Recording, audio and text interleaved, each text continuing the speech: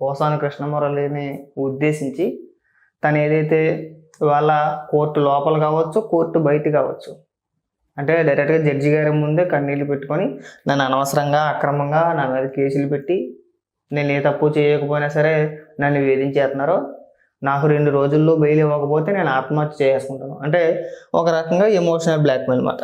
అంటే ఇటువంటి వీడియోస్లో చదివినిపిస్తాను చూడండి.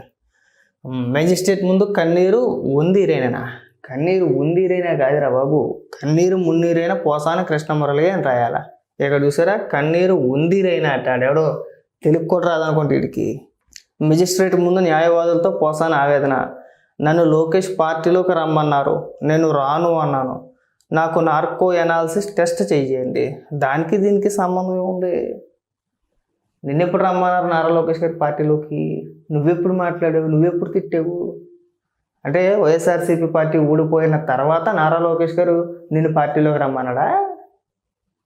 నేను ఎప్పుడు రమ్మన్నారా పార్టీలోకి? ఎవరు రమ్మన్నారో ఎప్పుడు చెప్తున్నావు నువ్వు? గత 5 ఏళ్ళు చెప్పారుగా. గత 5 ఏళ్ళు కూడా బూతులు తిట్టేసాంగా మనం, ఇష్టానుసారంగా పేలిపోయి రాలిపోయి. దానికి సంబంధించే కదా కేసులన్నీ కూడా. అంటే పార్టీలోకి రమ్మంటే రాలేదని చెప్పేసి కేసులు పెట్టి లోపలేస్తారా? అందుకే కంటికైనా చూసేలేదు ఎరుపప్పులా కనబడుతున్నారా? ఎవడన్నా నమ్ముతాడు అసలు? ఈడేసిన ట్వీట్ మాట. సోషల్ మీడియా పోస్టులు పెడితే ఈయన కేసులు కడతారు ఇష్టానుసారంగా రెచ్చిపోయి చిన్న చిన్న పిల్లలను ఉద్దేశించి పెద్దదవుద్ది రక్తకన్నీరే చూస్తామని చెప్పేసి అని లకారాలతో సంబోధించి చంద్రబాబు నాయుడు గారు అరెస్ట్ అయినప్పుడు భువనేశ్వరి గారిని ఉద్దేశించి నారా బ్రహ్మణి గారిని ఉద్దేశించి 10 ఏళ్ల పిల్లోడు దేవాంశం కూడా వల్ల 10 ఏళ్ల పిల్లోడు ఏమీ తెలియదు. మళ్ళీ మనకి ఎటకారం ఇమిటేషను. భువనేశ్వరి గారు ఇలా అన్నారు, దానికి చంద్రబాబు నాయుడు గారు ఇలా సమాధానం చెప్పారు. మన సాక్షిలో కూర్చొని వాగేసినప్పుడు తెలియదా? నా మీద ఎన్ని కేసులు కట్టారో నాకే తెలియదు, నన్ను రాష్ట్రం అంతా తిప్పుతున్నారు, నేను తప్పు చేస్తే నన్ను నరికేయండి, 2 రోజుల్లో నాకు బెయిల్ రాకపోతే ఆత్మహత్యే నాకు శరణ్యం అని మెజిస్ట్రేట్ ముందు న్యాయవాదులకు చెప్పిన పోసాని. జైల్లో ఆత్మహత్యలు గీత్మహత్యలు లాంటివి వర్కౌట్ అవ్వవు. నువ్వు అతి పేలాపన అతి డైలాగులు నువ్వు అక్కడేం కొట్ట మాకు. ఒకసారి పోసాని కృష్ణమురళి ఏడుతున్న వీడియో కూడా జీవితం చూడండి. వచ్చేసాడే.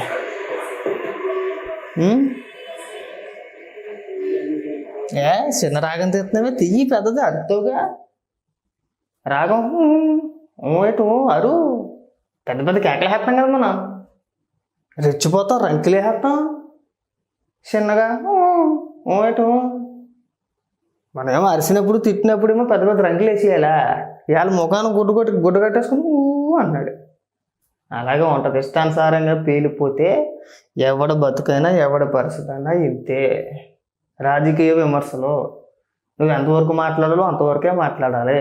అధికారం ఉంది కదా, దేవుడు మనకు నోరు ఇచ్చాడు కదా, మనల్ని ఎవడు ఏమీ చేయలేదు అంటే ఇవి వాళ్ళ పొజిషన్ ఇలాగే ఉంటుంది, పరిస్థితి ఇలాగే ఉంటుంది. చాలా సందర్భాల్లో చెప్పు, రాలిపోమాకరా, పేలిపోమాకు, అంత వయసు వచ్చింది. కొన్ని వయసులో ఉన్న చిన్న పిల్లోడు అంటే కాదు. సరే 2 సార్లు ఆపరేషన్ చేయించుకున్నావు, 2 సార్లు ఆపరేషన్ చేయించుకున్న తర్వాతే కదా నువ్వు బూతులు తిట్టింది. ఈ మధ్యకాలంలో ఊడి చేయించుకుని ఉండొచ్చు, నీకు అంతకుముందు ఎప్పుడో పడింది కదా స్టంట్, ఇప్పుడు కాదు కదా. ఇప్పుడు పడింది ఆ స్టంట్ నీకేమైనా? నువ్వేమైనా ఆపరేషన్ ఈ మధ్యకాలంలో చేయించుకున్నావా? నువ్వు ఎప్పుడు చేయించుకున్నావు ఆపరేషన్ చేయించుకున్న తర్వాత నీకు తగ్గిన తర్వాత ఎన్ని బూతులు మాట్లాడావు, ఎన్నిసార్లు తిట్టావు, ఎన్నిసార్లు కేకలేసావు. ఒక్కొక్కసారి ప్రెస్ మీట్లోనే ఆవేశంతో పోతావేమో అనుకున్నావులేగా మేమంతా కూడా. అంటే అధికారం ఉన్నప్పుడు మనకు ఊళ్ళు సహకరించకపోయినా జస్ట్ నోరు ఒకటి పని చేస్తే మనం ఏది పెడితే మాట్లాడేయచ్చు. దానికి సంబంధించి కేసులు పెట్టి ఇవాళ కేసులు పాలయ్యి మనం జైల్లో ఉండి ఇలాంటి కోర్టులు గట్ట పోలీస్ స్టేషన్కి తిప్పుతూ ఉంటే భావోద్వేగం, బాధ తనకు వచ్చేస్తుంది అన్నమాట. కష్టాలన్నీ మనకే వచ్చేస్తాయి. మనం ఒక్కరగా మనుషులవి. ఇదే పెద్ద మనిషి చంద్రబాబు నాయుడు గారిని ఉద్దేశించి ఆయన జైల్లో పెట్టినప్పుడు ఉండు 1 సంవత్సరం ఏమవుద్ది, సంవత్సరం కాదు 2 సంవత్సరాలు ఉండు, మనిషి మారుతావు కదా, నువ్వు కూడా ఉండు, తొందర ఏముంది, వచ్చి ఏం చేసేస్తావు. కొన్ని పెళ్లి కావాల్సిన పిల్లడు అంటే కాదు, అయిపోయింది ఆల్రెడీ, చివరి దశలో ఉన్నాం. ఇప్పుడు నువ్వు బయటకు వచ్చి పీకిది ఏమన్నా ఉందంటే లేదు, ఉండు లోపలే. ఇలా నేను మాట్లాడితే చాలా చండాలంగా ఉంటుంది, కానీ నేను మాట్లాడను, గుర్తుపెట్టుకో బాగా. ఇకనైనా నీకు బెయిల్ రాకూడదని అనుకుంటాం, కానీ ఎంతో కొంత నీ బాధ చూసిన తర్వాత వాళ్ళ ఏదో ఏడిసేడు. నీకు త్వరగా బెయిల్ రావాలని చెప్పి నేనైతే కోరుకోను, కానీ ఒకవేళ వస్తే కనుక వచ్చిన తర్వాత అయినా సరే రాజకీయాలకి ఈ మనుషులకి వీళ్ళందరికీ ఒక స్వస్తి పలికేసి నేను జీవితంలో మళ్ళీ ఎప్పుడూ రాజకీయాల గురించి మాట్లాడనని చెప్పి చంద్రబాబు నాయుడు గారిని, లోకేష్ గారిని, పవన్ కళ్యాణ్ గారిని ఉద్దేశించి ఒక ప్రెస్ మీట్ పెట్టి మీ తప్పు అయిపోయిందంటే మీ కాళ్ళు అట్టుకున్నాను అనుకోండి, వదిలేయండి అని చెప్పేసి ఒక ప్రెస్ మీట్ పెట్టి మాట్లాడితే శ్రీరెడ్డి చూడు సింపుల్గా తప్పించేసుకోండి. ఒక లేఖ రాసింది లిఖిత పూర్వకంగా, ముందే మేల్కొంది, తెలివైంది మాట, ముందే మేల్కొంది, ఒక లేఖ రాసేసింది. నీలా పేలిపోరా నువ్వు. మీరు వైఎస్ఆర్సీపీ పార్టీ ఊడిపోయిన తర్వాత కూడా ఒక ప్రెస్ మీట్ పెట్టి బిఆర్ నాయుడు గారిని ఉద్దేశించి, అలాగే ఏబిఎన్ రాధాకృష్ణ గారిని ఉద్దేశించి, ఇంకొంతమందిని ఉద్దేశించి చాలా వేలాపని పేలిపోయి ఊడిపోయిన తర్వాత వదులుతారు నేను అసలు. ఈయన ఇలాగా వదిలేస్తే ఇంకా రెచ్చిపోతాడని చెప్పి అనుకోరు. ఇవాళ ఏమైంది మన పరిస్థితి? ఎంత బతుకుంటావు అసలు? అవునా? ఎలాంటి తిరుగులు తిరిగాం, ఎలాంటి మాటలు మాట్లాడు. చివరికి చూడు, పేరుంది, దర్శకుడు, రచయిత, మంచి మంచి సినిమాలు చేసావు, రాసావు, కానీ ఏమైంది? నోటు దోల. మనం రాసేస్తామో తీసేస్తామో మాట్లాడేస్తాం అంటే కాదు, కాస్త మన నోరు మనం అదుపులో పెట్టుకుంటే ఎక్కడ ఉండాలో అక్కడ ఉంటాం, లేకపోతే ఇక్కడ ఉంటాం. అలాగా అయినా సరే బుద్ధి తెచ్చుకొని ఆ వైసీపీ పార్టీలోనో లేదంటే ఆడి చెప్పాడునో ఈడు చెప్పాడునో ఎవరిని పడితే ఇలా మాట్లాడితే ఎవరికైనా ఇదే గతి బాగా గుర్తుపెట్టుకోండి. ఇంకా చాలామంది ఉన్నారు. వీడు పోసాని కృష్ణమురళి అనే వ్యక్తి ఒకటే కాదు, ఇంకా చాలామంది ఉన్నారు. ఇది జగన్మోహన్ రెడ్డి ఏదో చేస్తాడు మనకు అని చెప్పి రెచ్చిపోయిన వాళ్ళు.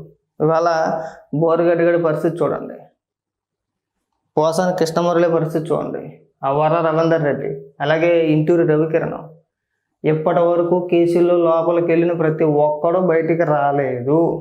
బోరుగడ్డి తాత్కాలికంగా బయటకు వచ్చినా ఏదో ఒక 20 రోజులు విముక్తి అంతే ఆడికి. మళ్ళీ అలాగనే నెల్లి లొంగిపోయాడు, మళ్ళీ ఆడి బతుకు కటకటాల పాలే. సరే ఈ బెయిల్ వచ్చుద్దా రాదా, వస్తే ఆడ అదృష్టం లేకపోతే దురదృష్టం అంతే అనుకోవాలంతే. కాబట్టి ఏంటంటే దయచేసి జగన్మోహన్ రెడ్డి ఏదో మనకు డబ్బులు ఎత్తన్నాడు కదా అని చెప్పేసి అని జగన్మోహన్ రెడ్డిని చూసి రెచ్చిపోవద్దు. రెచ్చిపోతే మీకే నష్టం.